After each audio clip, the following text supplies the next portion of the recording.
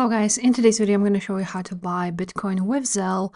This tutorial will be very quick and simple. Just make sure to subscribe to this channel before we dive into. And now, in order to buy Bitcoin with Zelle on their specific page, you cannot do that. But you can do that by using a third-party option, paxful.com. Paxful has an option to pay with Zelle.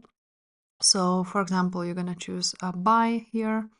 Then you're going to choose Bitcoin, and then there's an option to pay with. So you're going to click show all.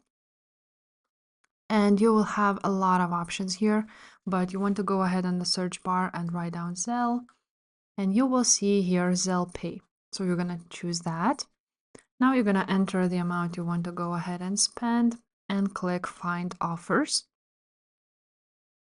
Now you're going to sort out by average trade speed, fastest to lowest.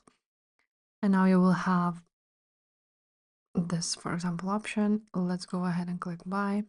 You will see here positive feedbacks and make sure there's no negative feedbacks. And that's pretty much it.